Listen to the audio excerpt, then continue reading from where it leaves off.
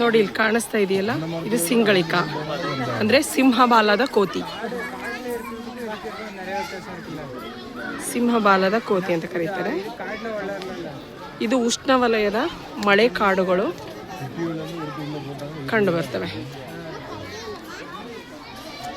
ಇದರ ಗಾತ್ರ ಗಂಡು ಬಂದ್ಬಿಟ್ಟು 45ರಿಂದ 60 ಸೆಂಟಿಮೀಟ್ರ್, ಹೆಣ್ಣು ಬಂದ್ಬಿಟ್ಟು 40ರಿಂದ 55 ಸೆಂಟಿಮೀಟ್ರ್ ಬಾಲವನ್ನು ಹೊರತುಪಡಿಸಿ. ಹಾಗೆ ಗಂಡು ಸಿಂಗಳಿಕದ ತೂಕ 6ರಿಂದ 10 kg, ಹೆಣ್ಣು ಸಿಂಗಳಿಕದ ತೂಕ 3ರಿಂದ 6 kg. ಕಪ್ಪು ಬಣ್ಣ ಹೊಂದಿದ್ದು ಸುತ್ತಲೂ ಮುಖದ ಸುತ್ತ ಬಿಳಿ ಬಣ್ಣದ ಕೂದಲನ್ನ ಹೊಂದಿರುತ್ತೆ. ಇದು ಸರ್ವಭಕ್ಷಕ.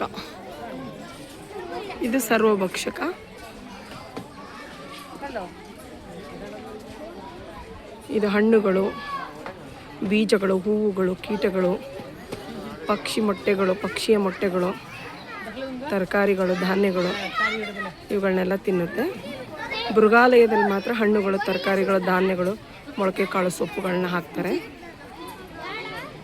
ಇದರ ಗರ್ಭಾವಸ್ಥೆಯ ಅವಧಿ 170ರಿಂದ 80 ದಿನಗಳು. ಇದು ಒಂದು ಮರಿನ ಹಾಕುತ್ತೆ. ಇದು ಕಾಡಿನಲ್ಲಾದರೆ ಇದರ ಅವಧಿ 20 ವರ್ಷ, ಮೃಗಾಲಯದಲ್ಲಾದರೆ 30 ವರ್ಷ.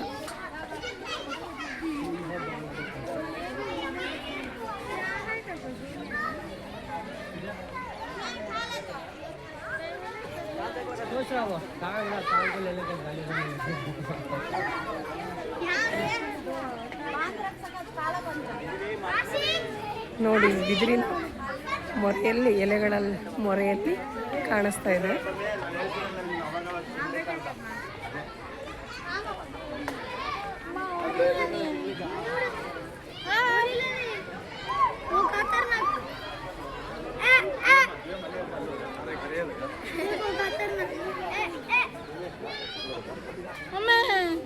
ನೋಡಿ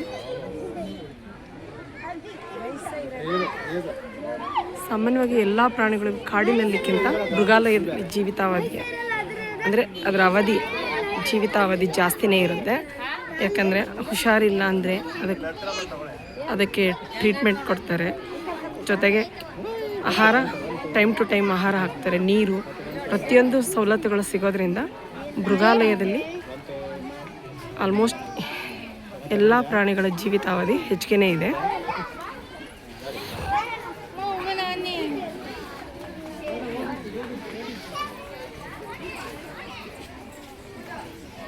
ಸಿಂಹಬಾಲದ ಕೋತಿ, ಸಿಂಗಳಿಕ,